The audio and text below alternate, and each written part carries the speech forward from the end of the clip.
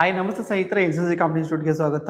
ಈ ಒಂದು ವಿಡಿಯೋದಲ್ಲಿ KA ಇವತ್ತು ಆಗಿರುವಂತಹ ಕ್ವಶನ್ ಪೇಪರ್ ಡಿಸ್ಕಸ್ ಮಾಡ್ತಿದ್ವಿ. ಆಲ್ರೆಡಿ 1 to 5 ಕ್ವಶನ್ಸ್ ಡಿಸ್ಕಸ್ ಮಾಡಿದ್ದಾರೆ ಮೇಡಮ್. ಇವಾಗ 16 ಇಂದ ಅಪ್ ಟು 20 ಕ್ವಶನ್ಸ್ ಡಿಸ್ಕಸ್ ಮಾಡ್ತಾ ಹೋಗೋಣ. ಮತ್ತೆ ಎಕ್ಸಾಮ್ಸ್ ಅಲ್ಲಿ ಬಹುತೇಕ ಇದೇ ಕ್ವಶನ್ಸ್ ಬರುತ್ತೆ ಅಂತ ಕೂಡ ಪ್ರಿಡಿಕ್ಟ್ ಮಾಡಿದ್ವಿ. ಅದೇ ಕ್ವಶನ್ಸ್ ಕೂಡ ಬಂದಿದ್ದಾವೆ ಇದರಲ್ಲಿ.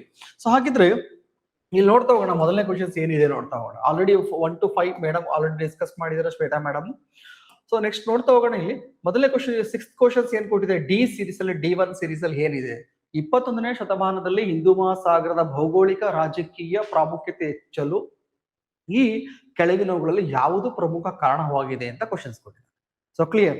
ಸೊ ಇವು ಕೆಳಗಡೆ ಇರೋದನ್ನ ನೋಡ್ತಾ ಹೋಗೋಣ, ಒಂದೊಂದನ್ನು ಎಲಿಮಿನೇಟ್ ಮಾಡ್ತಾ ಹೋಗೋಣ. ಜೊತೆಗೆ ಅವ್ನು ಡೈರೆಕ್ಟ್ ಆಗಿ ಕೇಳಿದ್ರೆ ಯಾವುದು ಪ್ರಮುಖ ಕಾರಣವಾಗಿದೆ ಅಂತ ಹೇಳಿ 21st ಸೆಂಚುರಿಯಲ್ಲಿ. ಸೊ ಹಾಗಾಗಿ ಮೊದಲನೇದು ಸ್ಟೇಟ್ಮೆಂಟ್ ಕೊಟ್ಟಿದ್ದಾನೆ, ಹಿಂದೂ ಮಹಾಸಾಗರವು ಯಾವುದೇ ಗಮನಾರ್ಹ ನೈಸರ್ಗಿಕ ಸಂಪನ್ಮೂಲಗಳನ್ನು ಹೊಂದಿಲ್ಲ. ಸ್ಟೇಟ್ಮೆಂಟ್ ನೋಡಿದಾಗಲೇ ಗೊತ್ತಾಗ್ತಿದೆ ನಿಮಗೆ ಈ ಸ್ಟೇಟ್ಮೆಂಟ್ ರಾಂಗ್ ಇದೆ ಅಂತ ಹೇಳಿ. ಸೊ ಹಾಗಾಗಿ ಮೊದಲನೇನ್ ಬೇಡ, ನಾವು ಎಲಿಮಿನೇಟ್ ಮಾಡೋಣ. ಸೊ ಸೆಕೆಂಡ್ ಸ್ಟೇಟ್ಮೆಂಟ್ ನ ನೋಡ್ತಾ ಹೋಗೋಣ. ಇದು ಭೂಪ್ರದೇಶಗಳಿಂದ ಆವೃತವಾಗಿದ್ದು ಸೀಮಿತ ಕಾರ್ಯ ತಂತ್ರದ ಮೌಲ್ಯವನ್ನು ಹೊಂದಿದೆ ಅಂತ ಕೇಳಿದೆ. ಹೌದು, ಭೂಪ್ರದೇಶದಿಂದ ಆವೃತವಾಗಿದೆ, 3 ಕಡೆಗೆ ವಾಟರ್ ಬಾಡಿಯಿಂದ ಕವರ್ ಆಗ್ತಾ ಬರುತ್ತೆ ಇಂಡಿಯನ್ ಓಷನ್. ಬಟ್ ಆದ್ರೆ ಸೀಮಿತವಾಗಿರೋದು ಏನೋ ಅಲ್ಲ. ಯಾಕಂತಂದ್ರೆ ಇಡೀ ಪ್ರಪಂಚದಲ್ಲಿ ನಮಗೆ ಇವತ್ತು ಇಂಡಿಯಾದವರು ಆಗ್ಬೋದು, USA ಅವರು ಆಗ್ಬೋದು, ಈವನ್ ಚೀನಾದವರು ಕೂಡ ಇಂಡಿಯನ್ ಓಷನ್ ಅಲ್ಲಿ ಕಂಟ್ರೋಲ್ ಮಾಡ್ಕೊಳ್ಳಕ್ಕೆ ಟ್ರೈ ಮಾಡ್ತಿದ್ದಾರೆ. ಸೊ ಏನಕ್ಕೆ ಅಂದ್ರೆ ಜಗತ್ತಿನ ಕಡಲ ತೀರ ವ್ಯಾಪಾರದ ಶೇಕಡ 80% ಅಷ್ಟು, ಜಗತ್ತಿನ 80% ವ್ಯಾಪಾರಗಳು ಸಿ ರೂಟ್ ಮುಖಾಂತರ ಆಗೋದು ಎಲ್ಲಿ ಅಂತಂದ್ರೆ ಇಂಡಿಯನ್ ಓಷನ್ ಮುಖಾಂತರನೇ. ಸೊ ಹಾಗಾಗಿ ಇದಕ್ಕೆ ಆನ್ಸರ್ ಆಪ್ಷನ್ ಸಿ ಆಗ್ತದೆ. Very important. 4th ಆಪ್ಷನ್ಸ್ ಇದೆ. ಇದನ್ನು ಸಾಮಾನ್ಯವಾಗಿ ಪ್ರಾದೇಶಿಕ ಮೀನುಗಾರಿಕೆ ಒಳ ಬಳಸಲಾಗುತ್ತದೆ ಮತ್ತು ಕನಿಷ್ಠ ಜಾಗತಿಕ ಪ್ರಸ್ತುತಿಯನ್ನು ಹೊಂದಿದೆ ಅಂತ ಕೊಟ್ಟಿದ್ದಾನೆ. ಸೊ ಈ ಸ್ಟೇಟ್ಮೆಂಟ್ ಕೂಡ ರಾಂಗ್ ಆಗುತ್ತೆ. ಅವ್ನು ಕೇಳಿರೋದು ಪ್ರಮುಖ ಕಾರಣ ಏನು ಅಂತಂದ್ರೆ ಜಗತ್ತಿನ 80ರಷ್ಟು ಒಳನಾಡು ಏನು ಸಾರಿಗೆ ಬರ್ತಾ ಹೋಗುತ್ತಲ್ಲ, ಅದು ಇದೇ ಭಾಗದಲ್ಲಿ ಆಗ್ತಾ ಹೋಗುತ್ತೆ ಇಂಡಿಯನ್ ಓಷನ್ ಅಲ್ಲಿ. ಸೊ ಹಾಗಾಗಿನೇ ಇಂಡಿಯನ್ ಓಷನ್ ಅಲ್ಲಿ ಬರುವಂತಹ, ಉದಾಹರಣೆಗೆ ಇಂಡಿಯನ್ ಓಷನ್ ಅಲ್ಲಿ ಬರುವಂತಹ ಏನ್ ಇಂಡಿಯನ್ ಓಷನ್ಸ್ ಬರ್ತಾ ಇದ್ರಲ್ಲ, ಉತ್ತರ ಹಿಂದೂ ಮಹಾಸಾಗರ ಈ ಭಾಗದಲ್ಲಿ ಮತ್ತೆ ದಕ್ಷಿಣ ಹಿಂದೂ ಮಹಾಸಾಗರದಲ್ಲಿ ಜಗತ್ತಿನ ಶೇಕಡ 80ಕ್ಕಿಂತಲೂ ಕೂಡ ಹೆಚ್ಚು ಪ್ರಮುಖ ತೈಲ ವ್ಯಾಪಾರಗಳು ನಡೆಯುವಂಥದ್ದು ಇದೇ ಭಾಗದಲ್ಲಿ. So clear. ಹೀಗಾಗಿ ವೆರಿ ಇಂಪಾರ್ಟೆಂಟ್ ಆಗ್ತಾ ಬರುತ್ತೆ. ಸೊ ನಿಮಗೆ ಇದು ಕೂಡ ನಿಮಗೆ ಈ ಒಂದು ಇಂಡಿಯನ್ ಓಷನ್ ಅಲ್ಲಿ ಯಾರು ಪ್ರಾಬಲ್ಯತನ ಒಂದು ಟ್ರೈ ಮಾಡ್ತಿದ್ದಾರೆ. So clear. ಇದು ಕೂಡ ನೀವು ನೋಡಬಹುದು. ರೀಸೆಂಟ್ ಆಗಿ ಒಂದು ರಿಪೋರ್ಟ್ ಕೂಡ ಬಂತು, ಏಷ್ಯಾದಲ್ಲಿ ಯಾರು ಡಾಮಿನೇಟ್ ಆಗ್ತಿದ್ದಾರೆ. USA ಫಸ್ಟ್ ಪ್ಲೇಸ್ ಅಲ್ಲಿ ಬರ್ತಾ ಇದೆ, ಇಂಡಿಯಾ 3rd ಪ್ಲೇಸ್ ಹೋಗಿದೆ. ಇವೆಲ್ಲನೂ ಕೂಡ ನಾವು ಕರೆಂಟ್ ಅಫೇರ್ಸ್ ಅಲ್ಲಿ ಡಿಸ್ಕಸ್ ಮಾಡಿದೀವಿ. So clear. ಆ ರಿಲೇಟೆಡ್ ಕ್ವಶನ್ಸ್ ಬಂದಿರೋದು ನೋಡ್ತಾ ಹೋಗ್ತೀವಿ. ನೆಕ್ಸ್ಟ್ ಕ್ವಶನ್ಸ್ ನೋಡಿ, ಜಿಯೋಗ್ರಫಿ ಮೇಲೆ ಕ್ವಶನ್ಸ್ ಕೇಳಿದರೆ ಬಂಗರ್ ಸಾಯಿಲ್ಸ್ ಬಗ್ಗೆ ಕ್ವಶನ್ಸ್ ಕೇಳಿರೋದು. ಈ ಬಂಗಲ್ ಸಾಯಿಲ್ಸ್ ಗೆ ಸಂಬಂಧಪಟ್ಟಂತೆ ಯಾವುದು ಇನ್ಕರೆಕ್ಟ್ ಅಂತ ಕೇಳಿದ್ರು. Very important. ಯಾವುದು ತಪ್ಪಾಗಿದೆ ನೋಡಿ. ಬಂಗರ್ ಹಳೆಯ ಮೆಕ್ಕಲು ಮಣ್ಣು ಅಂತ ಮೊದಲೇ ಸ್ಟೇಟ್ಮೆಂಟ್ ಕೊಡ್ತೀನಿ. ಕರೆಕ್ಟ್. ಅದೊಂದು ಬಂಗರ್ ಅನ್ನೋದು ಒಂದು ಹಳೆಯ ಮೆಕ್ಕಲು ಮಣ್ಣು ಅಥವಾ ಓಲ್ಡ್ ಅಲಿವಿಯಲ್ ಸಾಯಿಲ್. ಸೊ ಹಾಗಾಗಿ ಓಲ್ಡ್ ಅಲಿವಿಯಲ್ ಸಾಯಿಲ್ ಆಗಿರೋದು ಸ್ಟೇಟ್ಮೆಂಟ್ ಇಲ್ಲಿ ಕರೆಕ್ಟ್ ಆಗಿದೆ. ಅವ್ನು ಕೇಳಿರೋದೇನು ಏನು ತಪ್ಪಾಗಿದೆ ಅಂತ ನೋಡ್ಬೇಕು. ಇಲ್ಲಿ ಇದು ನದಿಗಳಿಂದ ದೂರದಲ್ಲಿ ಇರುತ್ತದೆ. ಹೌದು, ಒಂದು ರಿವರ್ಸ್ ಈಗ ಹೋಗ್ತಿದೆ ಅಂತಂದ್ರೆ ಪಕ್ಕದಲ್ಲಿ ಯಾವ್ದು ಕದರ್ ಸಾಯಿಲ್ ಬರುತ್ತೆ. ಕದರ್ ಮತ್ತೆ ಬಂಗರ್ ಎರಡೂ ಕೂಡ ಅಲಿವಿಯಲ್ ಸಾಯಿಲ್ ನ ಟೈಪ್ಸ್ಗಳು. ಸೊ ಯಾವ್ದು ನದಿಗಳು ತನ್ನ ಪಕ್ಕದಲ್ಲಿ ಡೆಪಾಸಿಟ್ ಮಾಡ್ತಿದೆ, ಇದು ಕದರ್ ಅಲಿವಿಯಲ್ ಸಾಯಿಲ್ ಅಂತ ಕರಿತಾ ಹೋಗ್ತೀವಿ. ತುಂಬಾ ದೂರದಲ್ಲಿ ಇರೋದನ್ನ ನಾವು ಇಲ್ಲಿ ಯಾವ್ದು ಬಂಗರ್ ಅಲಿವಿಯಲ್ ಸಾಯಿಲ್ ಅಂತ ಕರಿತಾ ಹೋಗ್ತೀವಿ. ಇದು ದೂರದಲ್ಲಿ ಇರುತ್ತೆ. ಈ ಸ್ಟೇಟ್ಮೆಂಟ್ ಕೂಡ ಕರೆಕ್ಟ್ ಆಗುತ್ತೆ. ಇದು ಸಣ್ಣ ಕಣಗಳಿಂದ ಕೂಡಿದ ಹೆಚ್ಚು ತೇವಾಂಶ ಹಿಡಿಬಲ್ಲದು ಅಂತ ಕೊಟ್ಟಿದ್ದಾನೆ. ಈ ಸ್ಟೇಟ್ಮೆಂಟ್ ರಾಂಗ್ ಆಗುತ್ತೆ ಸ್ನೇಹಿತರೆ. So clear. ಇದು ಹಾಗಾದ್ರೆ ಕದರ್ದು ಇದು ಆಕ್ಚುಲಿ ಹೈ ಫರ್ಟೈಲ್ ಲ್ಯಾಂಡ್ ಆಗಿರ್ತಾ ಹೋಗುತ್ತೆ. ಸೊ ಕದರ್ ಸಾಯಿಲ್ದು ಲಕ್ಷಣಗಳು ಇದಾಗುತ್ತೆ. ಹಾಗಾಗಿ ಅವ್ನು ಕಟ್ಟಿರೋದೇನು ಯಾವ ಹೇಳಿಕೆ ತಪ್ಪಾಗಿದೆ, ಆನ್ಸರ್ ಸಿ ಅನ್ನೋದು ಇದಕ್ಕೆ ಕರೆಕ್ಟ್ ಆಗ್ತಾ ಬರುತ್ತೆ. So clear. Very important. Option C ಅನ್ನೋದು ಇದಕ್ಕೆ ಕರೆಕ್ಟ್ ಆಗಿರುವಂತಹ ಉತ್ತರ ಆಗಿರುತ್ತೆ. ನೆಕ್ಸ್ಟ್ ನೋಡ್ತಾ ಹೋಗೋಣ. ಹಸಿರು ಕ್ರಾಂತಿ ಎಂಬ ಪದವನ್ನು ಮೊದಲು ಯಾರು ಸೃಷ್ಟಿಸಿದರು ಅಂತ ಕೇಳಿದ್ರು. Very important. ಇಲ್ಲಿ ಅವ್ರು ಹೇಳಿರೋದು, ಸೊ ಯಾವುದು ಗ್ರೀನ್ ರೆವಲ್ಯೂಷನ್ ಅನ್ನೋ ವರ್ಡ್ ಅನ್ನ ಕಾಯಿನ್ ಮಾಡಿದವರು ಯಾರು ಅಂತ ಕೇಳಿರೋದು. ಸೊ ಇಲ್ಲಿ ಕನ್ಫ್ಯೂಸ್ ಆಗಿರುತ್ತೆ. ತುಂಬಾ ಜನ MS ಸ್ವಾಮಿನಾಥನ್ ಅಂತ ಹಾಕೊಂಡಿರ್ತೀರ. ಆದ್ರೆ ಸರಿಯಾಗಿರೋ ಉತ್ತರ ವಿಲಿಯಂ S ಗೌಡ್ ಅನ್ನೋದು ಆಪ್ಷನ್ ಸಿ ಏನಿದೆ ಇದು ಕರೆಕ್ಟ್ ಆಗಿದೆ. ನಾರ್ಮನ್ ಬೋರ್ಲಾಂಗ್ ಏನು ಆಗಿದ್ರೆ father of green revolution. Father of green revolution ಯಾರು ಕರಿತಾ ಹೋಗ್ತೀವಿ, ನಾರ್ಮನ್ ಬೋರ್ಲಾಂಗ್ ನ ಕರಿತಾ ಹೋಗ್ತೀವಿ. ಅದೇ ತರ ವಿಲಿಯಂ S ಗೌಡ್ ಅವರು ಯಾವುದನ್ನ ಕಾಯಿನ್ ಮಾಡಿದ್ದು, ಹಸಿರು ಕ್ರಾಂತಿ ಎಂಬ ಪದವನ್ನ ಕೊಟ್ಟಿದ್ದು ರಾಂಧವ್ ಹಂತ್ ಅಂತ ಹೇಳೋರು. ಇವರೊಬ್ರು ಅಡ್ಮಿನಿಸ್ಟ್ರೇಷನ್ ಆಗಿರ್ತಾರೆ, ಜೊತೆಗೆ ಹಿಸ್ಟೋರಿಯನ್ ಕೂಡ ಹೌದು. ಸೊ ಹಾಗಾಗಿ ಇವ್ರು ಆಪ್ಷನ್ಸ್ ಅಲ್ಲಿ ಬರೋದಿಲ್ಲ. ಸ್ವಾಮಿನಾಥನ್ ಇಂಡಿಯಾಗೆ ಸಂಬಂಧಪಟ್ಟಂತವ್ರು. Norman Borlaug father of green revolution ಅಂತ ಕರಿತಾ ಹೋಗ್ತೀವಿ. So clear. ಇದ್ರ ಡೈರೆಕ್ಟ್ ಆಗಿ ಕ್ವಶನ್ಸ್ ಆಗಿದೆ. ಈ ರೀತಿ ಕ್ವಶನ್ಸ್ ಕೂಡ ನೀವು ಸಾಮಾನ್ಯವಾಗಿ ನೋಡಿರ್ತೀರ KA ಇಂದ. ನೆಕ್ಸ್ಟ್ ಕ್ವಶನ್ಸ್ ನೋಡ್ತಾ ಬನ್ನಿ. Very important. ನಾವು ಕ್ಲಾಸ್ ಮಾಡ್ಬೇಕಾದ್ರೆ ಡಿಸ್ಕಸ್ ಮಾಡಿದ್ದೀವಿ ಸ್ಟೂಡೆಂಟ್ಸ್ ಗಳ ಜೊತೆಗೆ. ಸೊ ಮೊದಲನೇ ಸ್ಟೇಟ್ಮೆಂಟ್ ಕೊಡ್ತಾ ಇದಾರೆ, ಭಾರತವು ಮಾನ್ಸೂನ್ ಆಧಾರಿತ ದೇಶ ಅಂತ ಕೊಟ್ಟಿದ್ದಾರೆ. ಸೊ ಇಲ್ಲಿ ಕೆಳಗಿನ ಫಸ್ಟ್ ನೋಡಿ ಹೇಳಿಕೆಗಳನ್ನು ಪರಿಗಣಿಸಿ ಅಂತ ಕೊಟ್ಟವನೆ, ಯಾವುದು ಸರಿಯಾಗಿವೆ ಅನ್ನೋದನ್ನ ನಾವು ಕಂಡುಹಿಡಿಯಬೇಕು. So clear. ಈ ಡೈರೆಕ್ಟ್ ಆಗಿ ನಾನು 4 ಸ್ಟೇಟ್ಮೆಂಟ್ ಬರೀತೀನಿ. ಮಾನ್ಸೂನ್ ಯಾವಾಗ್ಲೂ ಭಾರತದಲ್ಲಿ ಒಂದು ಜೂಟಾಟವಾಗಿದೆ ಅಂತ ಕೊಟ್ಟಿದ್ದಾರೆ. ಸೊ ಈ 4 ಸ್ಟೇಟ್ಮೆಂಟ್ ನಮ್ಗೆ ಇದೊಂದು ಏನೂ ಗೊತ್ತಿಲ್ಲಪ್ಪ ನನಗೆ, ಇದೊಂದು ಈ ಸ್ಟೇಟ್ಮೆಂಟ್ ಅಂತ 100% ನೀವು ಕೇಳಿರ್ತೀರಾ. ಅಂತಂದ್ರೆ ಈ ಸ್ಟೇಟ್ಮೆಂಟ್ ಇರೋದನ್ನ ಆಪ್ಷನ್ ಹುಡುಕಿದ್ರೆ ಸಾಕಿಲ್ಲ ಡೈರೆಕ್ಟ್ ಆಗಿ. ಇಲ್ಲಿ ಈ ಸ್ಟೇಟ್ಮೆಂಟ್ ಅಲ್ಲಿ ನೋಡಿ, ಇಲ್ಲೂ 4th ಆಪ್ಷನ್ಸ್ ಇಲ್ಲ, ಇಲ್ಲೂ ಕೂಡ ಇಲ್ಲ, ಇಲ್ಲೂ ಕೂಡ ಇಲ್ಲ. ಇದೊಂದ್ರಲ್ಲೇ ಇರೋದು. ಡೈರೆಕ್ಟ್ ಆಗಿ ಆನ್ಸರ್ ಡಿಗೆ ನಾವು ಹೋಗ್ಬಿಡ್ಬೋದು. ಸೊ ಕೆಲವೊಂದನ್ನ, ಸೊ ಮಾನ್ಸೂನ್ ಯಾವಾಗಲೂ ಕೂಡ ಭಾರತದ ಒಂದು ಜೂಟಾಟವಾಗಿದೆ, ರೈತರು ಮಾನ್ಸೂನ್ ಮೇಲೆ ಡಿಪೆಂಡ್ ಆಗಿರೋದು ನೋಡ್ತಾನೆ ಇದೀವಿ. ಸೊ ಹಾಗಾದ್ರೆ ಮೊದಲ ಸ್ಟೇಟ್ಮೆಂಟ್ ನೋಡ್ಬೇಡ, ಮಾನ್ಸೂನ್, ಭಾರತ ಮಾನ್ಸೂನ್ ಆಧಾರಿತ ದೇಶ. ಕರೆಕ್ಟ್. ಭಾರತ ಮಾನ್ಸೂನ್ ಮೇಲೆ ಡಿಪೆಂಡ್ ಆಗಿರುವಂತದ್ದು, ಅದು ಕೂಡ ಯಾವುದು ಟ್ರೋಪಿಕಲ್ ಮಾನ್ಸೂನ್ ಅಂತ ಕರಿತಾ ಹೋಗ್ತೀವಿ. ಸೊ ಇಲ್ಲಿ ಉಷ್ಣವಲಯದ ಮಾನ್ಸೂನ್ ಮೇಲೆ ಭಾರತ ಡಿಪೆಂಡ್ ಆಗಿದೆ. ನೈಋತ್ಯ ಮಾನ್ಸೂನ್ ಭಾರತಕ್ಕೆ ಹೆಚ್ಚು ಮಳೆನ ತರುತ್ತಾ ಹೌದು. ಸೊ ಭಾರತದಲ್ಲಿ ಹೈಯೆಸ್ಟ್ ರೈನ್ಫಾಲ್ ತರುವಂತದ್ದು ಯಾವುದು? ನೈಋತ್ಯ monsoon Bharat, south west monsoon ಭಾರತನೇ ಹೈಯೆಸ್ಟ್ ತರ್ತಾ ಹೋಗುತ್ತೆ. ಸೊ ಅದೇ ತರ ಈಶಾನ್ಯ ಮಾನ್ಸೂನ್ ಭಾರತಗಳು ಪ್ರಮುಖವಾಗಿ ದಕ್ಷಿಣ ಭಾರತಕ್ಕೆ ಸೀಮಿತವಾಗಿವೆ ಮತ್ತು ಭಾರತದ ಪೂರ್ವ ಭಾಗಕ್ಕೆ, ಹೌದಲ್ಲ. ಸೊ ನಾರ್ತ್ ಈಸ್ಟ್ ನಿಮಗೆ ಇದು ಬಂದಾಗ, ಯಾವುದು ಮಾನ್ಸೂನ್ಗಳು ಬಂದಾಗ ಈ ರೀತಿ ಭಾರತದ ಪೂರ್ವ ಭಾಗಕ್ಕಾಗತ್ತೆ ಮತ್ತು ದಕ್ಷಿಣ ಭಾರತದ ತಮಿಳುನಾಡು ಮತ್ತೆ ಕರ್ನಾಟಕ ಭಾಗದಲ್ಲಿ ಮಳೆಯನ್ನು ತರುವಂತದ್ದು ನಾವು ನೋಡ್ತಾ ಹೋಗ್ತೀವಿ. ಸೊ ಹಾಗಾಗಿ ಈ ಒಂದು ನಾರ್ತ್ ಈಸ್ಟ್ ಮಾನ್ಸೂನ್ ಬಗ್ಗೆ ಏನ್ ಕೊಟ್ಟಿದ್ದಾರೆ, ಈ ಸ್ಟೇಟ್ಮೆಂಟ್ ಕೂಡ ಕರೆಕ್ಟ್ ಆಗುತ್ತೆ. ಅವ್ನು ಕೊಟ್ಟಿರೋದೇನೋ ಯಾವ ಹೇಳಿಕೆ ಸರಿಯಾಗಿದೆ.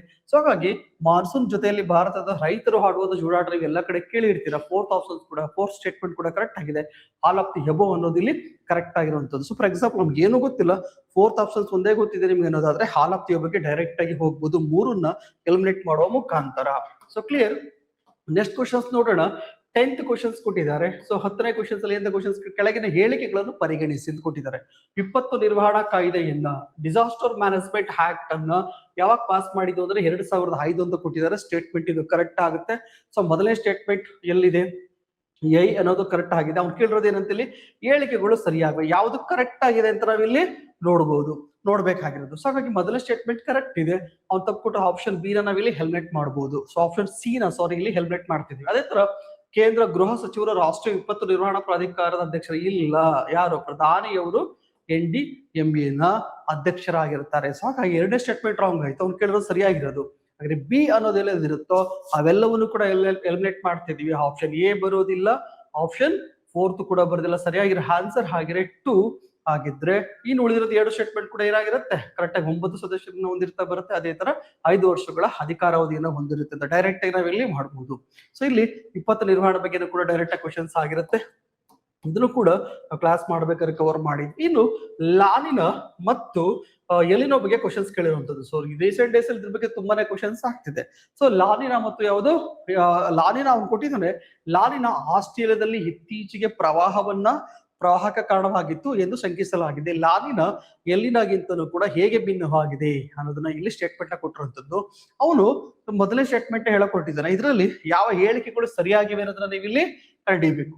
ಸೊ ಮೊದಲನೇ ಸ್ಟೇಟ್ಮೆಂಟ್ ಕೊಡ್ತೇನೆ. ಲಾನಿನವು ಸ್ವಾಭಾವಿಕ ಹಿಂದೂ ಮಹಾಸಾಗರದಲ್ಲಿ ಅಸಾಧಾರಣವಾಗಿ ತಣ್ಣನೆಯ ಸಾಗರ ತಾಪಮಾನದಿಂದ ನಿರೂಪಿತವಾಗಿದ್ದ ಕೊಟ್ಟಿದ್ದಾನೆ. ಈ ಸ್ಟೇಟ್ಮೆಂಟ್ ಅಲ್ಲಿ ಅರ್ಧಕ್ಕೆ ನೋಡಿ ಬೇಕಿದ್ರೆ ಇಲ್ಲಿ ಹಿಂದೂ ಮಹಾಸಾಗರ ಅಂತ ಕೊಟ್ಟಿದ್ದಾನೆ. ಮೊದಲನೇದಾಗಿ ಹಿಂದೂ ಮಹಾಸಾಗರದಲ್ಲಿ ಬರಲ್ಲ. ಇದು ಬರೋದು ಎಲ್ಲಿ ಆಗಿದ್ರೆ ಹಿಂದೂ ಮಹಾಸಾಗರದಲ್ಲಿ ಬರಲ್ಲ.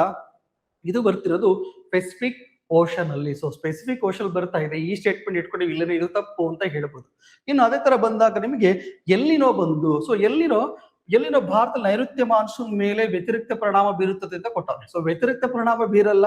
ಯಾಕಂತಂದ್ರೆ ಈ ಇಂಡಿಯನ್ ಓಷನ್ ಅಲ್ಲಿ ಏನಾದ್ರು ನಿಮಗೆ, ಅಥವಾ ಭಾರತದಲ್ಲಿ ನಿಮ್ಗೆ ಮಳೆ ಆಗ್ಬೇಕು ಅಂತಂದ್ರೆ, ಉತ್ತಮ ರೀತಿಯಲ್ಲಿ ಮಳೆ ಆಗ್ಬೇಕು ಅಂತಂದ್ರೆ ಈ ಎಲಿನೋ ಫಾರ್ಮ್ ಆಗ್ಬೇಕಾಗುತ್ತೆ. ಇಲ್ಲಿ ಪೆಸಿಫಿಕ್ ಓಷನ್ ಅಲ್ಲಿ ಎಲಿನೋ ಫಾರ್ಮ್ ಆಗುತ್ತೆ. ಇದೊಂದು ವಾರ್ಮ್ ಕರೆಂಟ್, ಇದೊಂದು ಯಾವುದು ಒಂದು ಉಷ್ಣ ಗಾಳಿ. ಯಾವಾಗ ಎಲಿನೋ ಫಾರ್ಮ್ ಆಗುತ್ತೋ ಆವಾಗ ಭಾರತದಲ್ಲಿ ಮಳೆ ಚೆನ್ನಾಗಿ ಆಗುತ್ತೆ, ಆಸ್ಟ್ರೇಲಿಯಾದಲ್ಲೂ ಕೂಡ ಮಳೆ ಚೆನ್ನಾಗಿ ಆಗುತ್ತೆ. ಹಾಗಾಗಿ ಈ ಸ್ಟೇಟ್ಮೆಂಟ್ ಏನಿದೆ, ಎಲಿನೋ ಭಾರತದ ಮೇಲೆ ವ್ಯತಿರಿಕ್ತ ಪರಿಣಾಮ ಬೀರುತ್ತದೆ ಅನ್ನೋ ಸ್ಟೇಟ್ಮೆಂಟ್ ನಿಮಗೆ ರಾಂಗ್ ಆಗುತ್ತೆ. ಸೊ ಹಾಗಾಗಿ ಅವ್ನು ಕೊಟ್ಟಿರೋಂಥದ್ದನ್ನ ಇಲ್ಲಿ ನಾವು ನೋಡೋದಾದ್ರೆ ಆಪ್ಷನ್ ಬಿ ಸಿ ಅನ್ನೋದು ಇಲ್ಲಿ ಕರೆಕ್ಟ್ ಆಗುತ್ತೆ.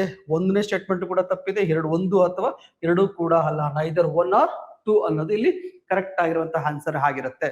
So clear. ಇದನ್ನ ನಾವು ನಿಮ್ಗೆ ಇದನ್ನ ಮಾಡ್ಬೇಕಾದ್ರೆ, ಅಟ್ಮಾಸ್ಫಿಯರ್ ಮಾಡ್ಬೇಕಾದ್ರೆ, ಅದಾದ್ಮೇಲೆ ವಿಂಡ್ಸ್ ಮಾಡ್ಬೇಕಾದ್ರೆ ಕ್ಲಾಸ್ ಅಲ್ಲಿ ಇದನ್ನ ಮಾಡಿರ್ತೀವಿ. ಇನ್ನು ಗ್ರಾಮೀಣ ಅಭಿವೃದ್ಧಿ ಮತ್ತು ಪಂಚಾಯತ್ ರಾಜ್ ರಾಷ್ಟ್ರೀಯ ಸಂಸ್ಥೆ ಎಲ್ಲಿದೆ ಅಂತ ಕೇಳಿದ್ದಾನೆ.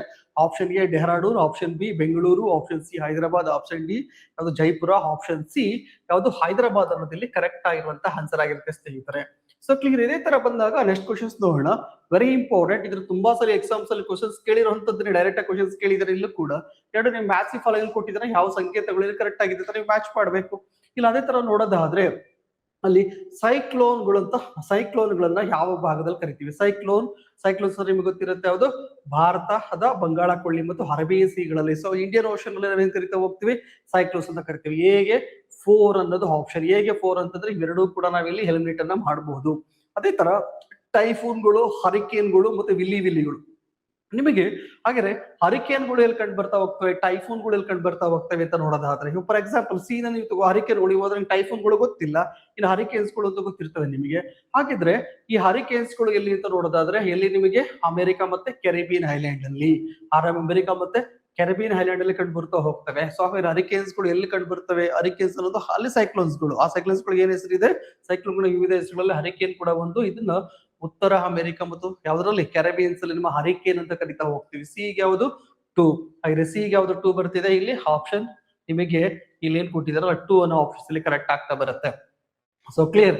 ಹಾಗಾಗಿ ಇಲ್ಲಿ ಮೊದಲನೇದು ಸೈಕ್ಲೋನ್ಸ್ ಅಂತಂದ್ರೆ ಭಾರತ ಮತ್ತು ಬಾಂಗ್ಲಾದೇಶಗಳಲ್ಲಿ ಇದನ್ನ ನಾವೇನ್ ಕರಿತೀವಿ? ಭಾರತದ ಬಂಗಾಳ ಕೊಳ್ಳಿ ಮತ್ತು ಅರೇಬಿಯನ್ ಸಮುದ್ರಗಳಲ್ಲಿ ಸೈಕ್ಲೋನ್ಸ್ ಅಂತ ಕರಿತೀವಿ. ಟೈಫೂನ್ ಅಂತ ಹೇಳಿದ್ರೆ ನಿಮಗೆ ಫಿಲಿಪೈನ್ಸ್ ದ್ವೀಪಗಳಲ್ಲಿ ಕರಿತಾ ಬರ್ತೀವಿ. ಹರಿಕೇನ್ಸ್ ಗಳಂತ ಹೇಳಿ ಉತ್ತರ ಅಮೆರಿಕ ಮತ್ತು ಕೆರಿಬಿಯನ್ ಕರಿತಾ ಬರ್ತೀವಿ. ವಿಲ್ಲಿ ಅಂತ ಹೇಳಿ ಆಸ್ಟ್ರೇಲಿಯಾದಲ್ಲಿ ಕರಿತಾ ಬರ್ತೀವಿ. So clear. ಹಾಗಾಗಿ ಸೊ 1 ಗೆ 4 ಆಗುತ್ತೆ, ಬಿ ಗೆ 1 ಆಗುತ್ತೆ, ಸಿ ಗೆ 2 ಆಗುತ್ತೆ. ಅದೇ ತರ ಡಿ ಗೆ ಯಾವ್ದಾಗ್ತಾ ಬರುತ್ತೆ ನಿಮಗೆ 3 ಆಗುತ್ತೆ. ಸೊ ನಿಮಗೆ ಇಲ್ಲಿರುವಂತದ್ದು ವೆರಿ ವೆರಿ ಇಂಪಾರ್ಟೆಂಟ್. ಇದನ್ನು ಕೂಡ ಎಕ್ಸಾಮ್ ಅಲ್ಲಿ ಡೈರೆಕ್ಟ್ ಆಗಿ ನಿಮಗೆ ಕ್ವಶನ್ಸ್ ಆಗಿದೆ. ಸೊ ಇದನ್ನ ನೀವು ಆಲ್ರೆಡಿ ಟೆಕ್ಸ್ಟ್ ಬುಕ್ ಗಳಲ್ಲೂ ಕೂಡ ನೀವು ಓದಿರ್ತೀರಾ. ಇದು ಡೈರೆಕ್ಟ್ ಕ್ವಶನ್ಸ್ ಇದು. ಇಲ್ಲಿ ಯಾವ್ದು ಕೂಡ ಕನ್ಫ್ಯೂಷನ್ ಕೊಟ್ಟಿಲ್ಲ, ಡೈರೆಕ್ಟ್ ಆಗಿ ಆನ್ಸರ್ ಅಲ್ಲಿ ಮಾಡಬಹುದು. ಅದೇ ತರ 14th ಕ್ವಶನ್ಸ್ ನೋಡೋಣ. 14th ಕ್ವಶನ್ಸ್ ಅಲ್ಲಿ ಒಂದ್ ಕಡೆ ಕಲ್ಲಿದ್ದಲು ಗಣಿಗಳು ಕೊಟ್ಟವನೆ, ಒಂದ್ ಕಡೆ ರಾಜ್ಯಗಳು ಕೊಟ್ಟವನೆ. ಇಲ್ಲಿ ನೋಡೋಣ ರಾಣಿಗಂಜ್ ಬರೋದಲ್ಲಿ ವೆಸ್ಟ್ ಬೆಂಗಾಲ್. ರಾಣಿಗಂಜ್ ವೆಸ್ಟ್ ಬೆಂಗಾಲ್ ಬಂದ್ರೆ 1 ಗೆ 2 ಆಯ್ತು. 1 ಗೆ 2 ಅನ್ನೋದು ಇಲ್ಲಿ ಯಾವ್ದಿದೆ? 3 ಆಪ್ಷನ್ಸ್ ಅಲ್ಲಿ ಇದೆ. ಹಾಗಾಗಿ ಇದನ್ನ ಎಲಿಮಿನೇಟ್ ಮಾಡ್ತಿದ್ದೀನಿ ಈಸಿಯಾಗಿ. ಸೆಕೆಂಡ್ ಒನ್ ಜೆರಿಯಾ ಎಲ್ಲಿ ಬರ್ತಾ ಇದೆ? ಜೆರಿಯಾ ಬರ್ತಿರೋದಲ್ಲಿ ಜಾರ್ಖಂಡ್ ಅಲ್ಲಿ. ಸೊ ಜಾರ್ಖಂಡ್ ಅಲ್ಲಿ ಬರ್ತಿದೆ ಅಂತಂದ್ರೆ ಸೊ 2 ಗೆ ಬಿ ಗೆ 3 ಇರಬೇಕು. ಸೊ ಬಿ ಗೆ ಇಲ್ಲಿ 3 ಇರೋದು ಯಾವುದು? ಸಿ ಮತ್ತೆ ಡಿ ನಲ್ಲಿ ಇದೆ. ಹಾಗಾಗಿ ಆಪ್ಷನ್ ಬಿ ನು ಕೂಡ ಎಲಿಮಿನೇಟ್ ಮಾಡ್ತಾ ಇದ್ದೀನಿ. ನೆಕ್ಸ್ಟ್ ತಟ್ಟಪ್ಪಾಡಿ ಎಲ್ಲಿ ಬರುತ್ತೆ? ಛತ್ತೀಸ್ಗಢ ಅಲ್ಲಿ. ಸಿ ಗೆ 4 ಯಾವ್ದಿದೆ ನಮ್ಗೆ ಇಲ್ಲಿ? Option D. ಹಾಗಾಗಿ ಸರಿಯಾಗಿರೋ ಉತ್ತರ ಆಪ್ಷನ್ ಡಿ. ಇನ್ನು ಕಲ್ಚರ್ ಬರೋದಲ್ಲಿ ಒಡಿಶಾದಲ್ಲಿ ಬರುತ್ತೆ. So clear. ಇದನ್ನು ಕೂಡ ನಿಮಗೆ ಡೈರೆಕ್ಟ್ ಆಗಿ ಕೂಡ ನೀವು ಇದ್ರ ಓದ್ಬೇಕು, ಇಂಡಿಯನ್ ಜಿಯೋಗ್ರಫಿ ಓದ್ಬೇಕಾದ್ರೆ ಓದಿರ್ತೀರಿ. ಇನ್ನು ಅದೇ ತರ TKMR12 MTU 1001 ಪೋಸಾ RH10 ಹಾಗೂ 6201 ಇವು ಯಾವುಗಳ ತಳಿಗಳು ಅಂತ ಕೊಟ್ಟಿದ್ದಾರೆ. ಇದು ಪೋಸಾ ಇವೆಲ್ಲೂ ಕೂಡ ನೀವು ಕೇಳಿರ್ತೀರಾ. ಡೈರೆಕ್ಟ್ ಆಗಿ ಆನ್ಸರ್ ಮಾಡಬಹುದು. ಇದು ಭಾರತದಲ್ಲಿ ಯಾವುದು? ಗೋಧಿಯ ತಳಿನ? ಇಲ್ಲ. ಪ್ಯಾಡಿ ತಳಿನ? ಎಸ್. ಇದೊಂದು ಭತ್ತದ ತಳಿ. So clear. ಹಾಗಾಗಿ ನಾವು ಅಗ್ರಿಕಲ್ಚರ್ ಮೇಲೂ ಕೂಡ ನೋಡಿ, 2 ಕ್ವಶನ್ಸ್ ಕೂಡ ಅಗ್ರಿಕಲ್ಚರ್ ಮೇಲೆ ಬಂದಿದೆ. ಒಂದು ಯಾವ್ದ್ರ ಮೇಲೆ ಬಂತು? ಯಾರು ಗ್ರೀನ್ ರೆವಲ್ಯೂಷನ್ ಕಾಯಿನ್ ಮಾಡಿದವರು ಅಂತ. ಇನ್ನೊಂದು ಈ ಕ್ರಾಪ್ಸ್ ಗಳ ಮೇಲೆ ಇಲ್ಲಿ ಡೈರೆಕ್ಟ್ ಆಗಿ ಕ್ವಶನ್ಸ್ ನ ಕೇಳಿದ್ದಾನೆ. ಸೊ ಅಗ್ರಿಕಲ್ಚರ್ ಮೇಲೆ ಕ್ವಶನ್ಸ್ ಗಳು ಮತ್ತೆ ಮಾನ್ಸೂನ್ ಮೇಲೂ ಕೂಡ ಕ್ವಶನ್ಸ್ ಆಗ್ಬಿಟ್ಟಿದೆ ಇಲ್ಲಿ. ಹೌದಲ್ಲ? ನೆಕ್ಸ್ಟ್ ನೋಡಿ, ಇಲ್ಲಿ ನೆಕ್ಸ್ಟ್ ಕೂಡ ಒಂದಿಸಿ ಬರೀರಿ ಕೊಟ್ಟಿದ್ದಾನೆ. ಇದು ವೆರಿ ಇಂಪಾರ್ಟೆಂಟ್. ಸೊ ನಿಮ್ಗೆ ಕ್ಲಾಸ್ ಮಾಡ್ಬೇಕ್ರೆ ಇವೆಲ್ಲೂ ಕೂಡ ಬರ್ದಿರ್ತೀವಿ. ನಿಮ್ಮೆಲ್ಲ ಅಪ್ ಟು PU ವರ್ಗಿರೋ ಬುಕ್ಸ್ ಅಲ್ಲಿ ಸಿಗ್ಬಿಡ್ತಾವ್ರಿ ಇವೆಲ್ಲ. ಇಲ್ಲಿ ಐಸೋ ಹೇಲ್ ಅಂತಂದ್ರೆ ಏನು? ಸಮ ಸೂರ್ಯನ ರೇಖೆಗಳು, ಸಮ ಸೂರ್ಯನ ಕಿರಣಗಳು ಎಲ್ಲೆಲ್ಲಿ ಬೀಳ್ತಾವ? ಸನ್ಸೈನ್, ಈಕ್ವಲ್ ಸನ್ಸೈನ್ ಅಂತ ಕರೀತಾರೆ. ಈಕ್ವಲ್ ಸನ್ಸೈನ್ ಬೀಳುವಂತ ಭಾಗಗಳಕ್ಕೆ ಒಂದೇ ಭಾಗದಲ್ಲಿ ಈ ಒಂದೇ ರೀತಿಯ ಸೂರ್ಯನ ಕಿರಣಗಳು ಏನ್ ಬೀಳ್ತಾ ಹೋಗ್ತಾರ ಆ ಭಾಗವನ್ನು ಸೇರಿಸುವಂತಹ ರೇಖೆಗೆ ಐಸೋ ಎಲ್ ಅಂತ ಕರಿತಾ ಹೋಗ್ತೀವಿ. ಹಾಗೆ 1 ಗೆ ಎ ಗೆ 2 ಬರೋದಲ್ಲಿ 4 ಅಲ್ಲಿ ಮಾತ್ರ. ಹಾಗಾಗಿ 3 ಕೂಡ ಬರೋದಿಲ್ಲ. ಹಾಗಾಗಿ ಡೈರೆಕ್ಟ್ ನಾವಿಲ್ಲಿ ಎಲಿಮಿನೇಟ್ ಮಾಡಬಹುದು. ಹಾಗಿದ್ರೆ ಐಸೋಬಾರ್ ಅಂತಂದ್ರೆ ಏನು? ಸಮ ಒತ್ತಡ ರೇಖೆಗಳು. ಅಂದ್ರೆ ಒಂದೇ ಪ್ರೆಷರ್ ಅನ್ನು ಹೊಂದಿರೋ ಪ್ರದೇಶಗಳನ್ನ ಸೇರಿಸುವಂತಹ ರೇಖೆಗೆ ನಾವೇನ್ ಕರಿತಾ ಹೋಗ್ತೀವಿ? ಸಮ ಒತ್ತಡ ರೇಖೆಗಳು ಅಂತ ಕರಿತಾ ಹೋಗ್ತೀವಿ. ಐಸೋನೆಫ್ ಯಾವುದು? ಮೋಡಗಳು, ಸಮ ಮೋಡಗಳು ಅಂತ ಕರಿತಾ ಹೋಗ್ತೀವಿ. ಒಂದೇ ಪ್ರಮಾಣದಲ್ಲಿ ಮೋಡಗಳು ಹೊಂದಿರುವಂತಹ ಪ್ರದೇಶಗಳನ್ನು ಸೇರಿಸೋದಕ್ಕೆ ಐಸೋನೆಫ್ಗಳು ಅಂತ ಕರಿತಾ ಹೋಗ್ತೀವಿ. ಅದೇ ತರ ಐಸೋಹೈಟ್ಗಳು ಅಂತಂದ್ರೆ ಸಮವೃಷ್ಟಿ ರೇಖೆಗಳು ಅಂತಂದ್ರೆ ಒಂದೇ ಪ್ರಮಾಣದಲ್ಲಿ ಮಳೆಯನ್ನು ಆಗುವಂತದಕ್ಕೆ ನಾವು ಐಸೋರಿಕ್ ಅಂತ ಕರಿತಾ ಹೋಗ್ತೀವಿ. ಹಾಗಾಗಿ ಐಸೋಹೆಟ್ ಅಂತ ಕರಿತಾ ಹೋಗ್ತೀವಿ. ಹಾಗಾಗಿ ಆನ್ಸರ್ ಅಲ್ಲಿ ಏನಾಗ್ತಾ ಬರುತ್ತೆ ನಿಮಗೆ? ಕರೆಕ್ಟ್ ಆಗಿರುವ ಆನ್ಸರ್ ಇಲ್ಲಿ ಬಂದು ಡಿ ಆಗಿರುತ್ತೆ ಸ್ನೇಹಿತರೆ. ಇನ್ನು ಅದೇ ತರ ನೆಕ್ಸ್ಟ್ ನೋಡೋಣ. ಅರಬ್ಬಿ ಸಮುದ್ರಕ್ಕಿಂತ 4 ಪಟ್ಟು ಹೆಚ್ಚು ಚಂಡಮಾರುತಗಳು ಬಂಗಾಳ ಕೊಳ್ಳಿ ಉಂಟಾಗಲು ಕಾರಣ. ಸಾಗರಗಳ ಮೇಲ್ಮೈನ ಹೆಚ್ಚು ಉಷ್ಣಾಂಶ ಅಂತ ಕೊಟ್ಟಾರೆ. ಸೊ ಅದೇ ಇಂಡಿಯನ್ ಓಷನ್ ಅಲ್ಲಿ, ಆದ್ರೂ ಕೂಡ ಬೇ ಆಫ್ ಬೆಂಗಾಲ್ ಅಲ್ಲಿ ಟೆಂಪರೇಚರ್ ಹೆಚ್ಚಿದೆ. ಹೌದು, ಬೇ ಆಫ್ ಬೆಂಗಾಲ್ ಅಲ್ಲಿ ನೀವು ತಗೊಳ್ಳೋದಾದ್ರೆ, ಸೊ ಇಂಡಿಯಾ ಈ ತರ ಇತ್ತು ಅಂತಂದ್ರೆ ಅರಬ್ಬಿ ಸಮುದ್ರಕ್ಕಿಂತ ಸೊ ಬೇ ಆಫ್ ಬೆಂಗಾಲ್ ಅಲ್ಲಿ ಟೆಂಪರೇಚರ್ ಏನಾಗಿರುತ್ತೆ, ಜಾಸ್ತಿ ಇರುತ್ತೆ. ಮೊದಲ ಸ್ಟೇಟ್ಮೆಂಟ್ ಏನಾಗಿದೆ, ಕರೆಕ್ಟ್ ಆಗಿದೆ. ಎರಡನೇದು ನೋಡಿ, ನದಿಗಳಿಂದ ಶೀತ ನೀರು ಒಳ ಹರಿವು ಒಂದು ಕೊಟ್ಟವನೆ. ಇಲ್ಲ, ಭಾರತ ನದಿಗಳಲ್ಲಿ ಶೀತದ ನದಿಗಳಿಂದ ಕೂಡಿಲ್ಲ, ಹಾಗಾಗಿ ಅದು ಬರೋದಿಲ್ಲ. ತೇವಾಂಶ ಭರಿತ ಮೋಡಗಳನ್ನು ಕೊಟ್ಟವನೆ. ಮೂರನೇದು ಆಪ್ಷನ್ಸ್ ಕೂಡ ತೆಗಿತಾ ಇದ್ವಿ. ಇದು ಭೌಗೋಳಿಕ ಆಕಾರ, ಜಿಯೋಗ್ರಫಿಕಲ್ ಶೇಪ್ ಏನಿದೆ, ಹೌದು, ಇದು ಕೂಡ ಒಂದು ರೀಸನ್ಸ್ ಆಗುತ್ತೆ. ಹಾಗಾಗಿ ಆಪ್ಷನ್ ಎ ಅಂಡ್ ಡಿ ಅನ್ನೋದಿಲ್ಲಿ ಕರೆಕ್ಟ್ ಆಗ್ತಾ ಬರುತ್ತೆ. ಸೊ ಕ್ಲಿಯರ್, ಇದು ವೆರಿ ಇಂಪಾರ್ಟೆಂಟ್. ಎಕ್ಸಾಮ್ ಅಲ್ಲೂ ಕೂಡ ನಿಮಗೆ ಕೇಳಿದ್ದಾನೆ ಆಲ್ರೆಡಿ. ಇದನ್ನ ಕ್ಲಾಸ್ ಮಾಡ್ಬೇಕಾದ್ರೂ ಕೂಡ ನಾವಿಲ್ಲಿ ಹೇಳಿದ್ವಿ. ಇನ್ನು ಕರ್ನಾಟಕದಲ್ಲಿ ಉತ್ತರದ ದಕ್ಷಿಣಕ್ಕೆ ಕಂಡುಬರುವ ಬಂದರುಗಳಿಗೆ ಸಂಬಂಧಿಸಿದಂತೆ ಕೆಳಗಿನ ಯಾವುದನ್ನು ಪ್ರದೇಶಗಳು ಕೊಟ್ಟಿದ್ರೆ ಸರಿಯಾದ ಅನುಕ್ರಮದಲ್ಲಿ ಬರೀರಿ ಅಂತ ಕೇಳಿದ್ದಾರೆ. ಫಸ್ಟ್ ನೀವು ನೋಡೋದಾದ್ರೆ ಇಲ್ಲಿ ನೋಡಿ, ಉತ್ತರ ಕರ್ನಾಟಕದಲ್ಲಿ ಬರುವಂತಹ ಯಾವ್ದನ್ನ ಬಂದರುಗಳು ಬೇಕು ಕೊಟ್ಟಿರುವಂತದ್ದು. ಫಸ್ಟ್ ಕಾರವಾರ ಬರುತ್ತೆ, ಅಂಕೋಲ ಬರುತ್ತೆ, ಕುಮಟಾ ಬರುತ್ತೆ, ಹೊನ್ನಾವರ, ಭಟ್ಕಳ. ಸೊ ಇದೇ ಆರ್ಡರ್ ಅಲ್ಲಿ ಬರಬೇಕು. ಅವನ ಆರ್ಡರ್ ಪ್ರಕಾರ ಬರುತ್ತೆ. ನೋಡೋದಾದ್ರೆ ಇಲ್ಲಿ ಯಾವ್ದು ಬರ್ತಿದೆ, ಫಸ್ಟ್ ಕಾರವಾರ, ಆಮೇಲೆ ಅಂಕೋಲ, ಆಮೇಲೆ ಕುಮಟಾ ಮತ್ತೆ ಭಟ್ಕಳ. ಹಾಗಾಗಿ ಸರಿಯಾಗಿರೋ ಆನ್ಸರ್ ಬಂದು ಡಿ ಆಗಿರುತ್ತೆ ಸ್ನೇಹಿತರೆ. ಸೊ 18ಗೆ ಕರೆಕ್ಟ್ ಆಗಿರೋ ಆನ್ಸರ್ ಯಾವುದು, ಡಿ. ಇದು ಕೂಡ ನೀವು ಕರ್ನಾಟಕ ಜಿಯೋಗ್ರಫಿಗೆ ಸಂಬಂಧಪಟ್ಟಂತೆ ಬಂದಿರುವಂತಹ ಕ್ವಶನ್ಸ್. ಇನ್ನು ಯಾವ ವನ್ಯಜೀವಿ ಅಭಯಾರಣ್ಯ ಇತ್ತೀಚೆಗೆ ನೈಸರ್ಗಿಕ ಪ್ರಸರಣದ ಮೂಲಕ ಏಷ್ಯಾಟಿಕ್ ಸಿಂಹಗಳಿಗೆ ಆವಾಸ ಸ್ಥಾನವಾಗಿದೆ? ರೀಸೆಂಟ್ ಆಗಿ ಇಶ್ಯೂಸ್ ಅಲ್ಲಿ ಇತ್ತು, Bharat wildlife sanctuary. So ಸರಿಯಾಗಿರೋ ಉತ್ತರ ಭಾರತ ವೈಲ್ಡ್ ಲೈಫ್ ಸ್ಯಾಂಚುರಿ. ಇದು ಗುಜರಾತ್ ಅಲ್ಲಿ ಬರುತ್ತೆ. ಗಿರ್ ಫಾರೆಸ್ಟ್ ಏರಿಯಾ ಏನ್ ಬರ್ತಾ ಹೋಗುತ್ತಲ್ಲ, ಈ ಭಾಗದಲ್ಲಿ ಬರುವಂತದ್ದು. ಸೊ ಇಲ್ಲಿ ಗಿರ್ ಅರಣ್ಯ ಪ್ರದೇಶ ಏನ್ ಫೇಮಸ್ ನಿಮ್ಗೆ ಗೊತ್ತಿರೋ ಹಾಗೆ ಲಯನ್ಸ್ ಗಳಿಗೆ ಫೇಮಸ್ ಆಗಿರುವಂತದ್ದು. ಸೊ ಹಾಗಾಗಿ 19ಗೆ ಆಪ್ಷನ್ ಎ ಕರೆಕ್ಟ್ ಆಗಿರುವಂತಹ ಆನ್ಸರ್ ಆಗಿರುತ್ತೆ ಸ್ನೇಹಿತರ. ನೆಕ್ಸ್ಟ್ ನೋಡೋಣ, ಕೆಳಗಿನವುಗಳಲ್ಲಿ ಕರ್ನಾಟಕದಲ್ಲಿ ಕೆಳಗಿನ ಯಾವ ಪ್ರದೇಶ ಹುಲಿ ಸಂರಕ್ಷಣಾ ಪ್ರದೇಶಗಳು, ಕರ್ನಾಟಕದಲ್ಲಿರುವಂತಹ ಹುಲಿ ಸಂರಕ್ಷಣಾ ಪ್ರದೇಶಗಳು ಏನಿವೆ, ಯಾವ್ಯಾವ್ದು ಅಂತ ಕೇಳಿದಾನೆ. ಯಾವ್ಯಾವ ವಲಯಗಳನ್ನ ಇವೆ ಅನ್ನೋದು ಇಲ್ಲಿ ಮಾರ್ಕ್ ಮಾಡ್ಬೇಕು. ಮೊದಲನೇದಾಗಿ ಯಾವುದು, ಬಂಡೀಪುರ ಇದೆಯಾ? ಎಸ್, ಬಂಡೀಪುರ ಇದೆ. ಹಂಸಿ ದಾಂಡೇಲಿ ಅಂತ ಬರುತ್ತೆ, ಹೌದಲ್ಲ. ಅದಾದ್ಮೇಲೆ ಅದು ಭದ್ರಾ, ಸೊ ಇಲ್ಲಿ ಕಾಳಿ, ಮತ್ತೆ ನಾಗರಹೊಳೆ, ಬನ್ನೇರುಘಟ್ಟ ಬರಲ್ಲ. ಹಂಸಿ ದಾಂಡೇಲಿ ಅಥವಾ ಕಾಳಿ, ಹಂಸಿ ದಾಂಡೇಲಿ ಅಂತ ಕೊಟ್ರೆ ಕರೆಕ್ಟ್ ಆಗ್ತದೆ. ಇಲ್ಲಿ ಕಾಳಿ ಟೈಗರ್ ರಿಸರ್ವ್ಸ್ ಹತ್ರ ಇರೋದ್ರಿಂದ ನಾವು ಯಾವ್ದು ಕಾಳಿನ ತಗೋಬೇಕಾಗುತ್ತೆ. ಹಾಗಾಗಿ ಇಲ್ಲಿ ಎ ಇರಬೇಕು, ACEF ಅಂತಂದ್ರೆ ಆಪ್ಷನ್ ಬಿ ಅನ್ನೋದಿಲ್ಲಿ ಕರೆಕ್ಟ್ ಆನ್ಸರ್ ಇದೆ. ಕರ್ನಾಟಕದಲ್ಲಿ ಟೈಗರ್ ರಿಸರ್ವ್ಸ್ ಗಳು ಎಲ್ಲಿ ಬರ್ತಾ ಹೋಗುತ್ತವೆ, ಬಂಡೀಪುರ, ನಾಗರಹೊಳೆ, ಕಾಳಿ, ಅದೇ ತರ BR ಹಿಲ್ಸ್, ಬಿಳಿಗಿರಂಜನ ಬೆಟ್ಟದಲ್ಲಿ ನಾವು ಇಲ್ಲಿ ಯಾವ್ದು ನೋಡ್ತಾ ಹೋಗ್ತೀವಿ, ಟೈಗರ್ ರಿಸರ್ವ್ಸ್ ಗಳನ್ನ ನೋಡ್ತೀವಿ. ಮುಂದಿನ ದಿನಗಳಲ್ಲಿ ಬಂದ್ರೆ ಮಲೆ ಮಹದೇಶ್ವರ ಬೆಟ್ಟವನ್ನು ಕೂಡ ಟೈಗರ್ ರಿಸರ್ವ್ಸ್ ಆಗಿ ಮಾಡಕ್ಕೆ ಹೊರಟಿದೀವಿ. ಬಟ್ ಇನ್ನೂ ಕೂಡ ಅಪ್ರೂವಲ್ ಆಗಿಲ್ಲ. ಅದನ್ನು ಕೂಡ ನೀವು ನೆನಪಲ್ಲಿ ಇಟ್ಕೋಬೇಕಾಗುತ್ತೆ ಸ್ನೇಹಿತರೆ. ಇಷ್ಟು ಕೂಡ ವೆರಿ ಇಂಪಾರ್ಟೆಂಟ್ ಆಗಿರುವಂತದ್ದು ಕ್ವಶನ್ಸ್ ಗಳನ್ನ ಕೇಳಿರುವಂತದ್ದು. ಮುಂದಿನ ವಿಡಿಯೋದಲ್ಲಿ ಮತ್ತೆ ನೋಡಿದ್ರೆ ಕ್ವಶನ್ಸ್ ಗಳ ಡಿಸ್ಕಸ್ ಮಾಡ್ತಾ ಹೋಗ್ತೀವಿ. ಈ ತರ NCC ಕಾಂಪಿಟೇಟಿವ್ ಇನ್ಸ್ಟಿಟ್ಯೂಟ್ ವತಿಯಿಂದ ಫೆಬ್ರವರಿ 1ನೇ ತಾರೀಕಿನಿಂದ KS ಗೆ ಸಂಬಂಧಪಟ್ಟಂತೆ ಕ್ಲಾಸಸ್ ಗಳು ಸ್ಟಾರ್ಟ್ ಆಗ್ತಿವೆ. KS ಫಿಲಿಮ್ಸ್ ಕಾಮೆಂಟ್ಸ್ ಕ್ಲಾಸಸ್ ನ ಸ್ಟಾರ್ಟ್ ಮಾಡ್ತಿದೀವಿ.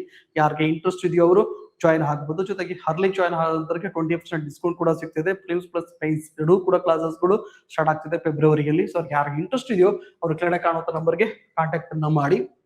ಸೊ ಕ್ಲಿಯರ್, ಮತ್ತೊಂದು ವಿಡಿಯೋದಲ್ಲಿ ಮತ್ತೆ ಸಿಗ್ತೀನಿ. ಧನ್ಯವಾದಗಳು.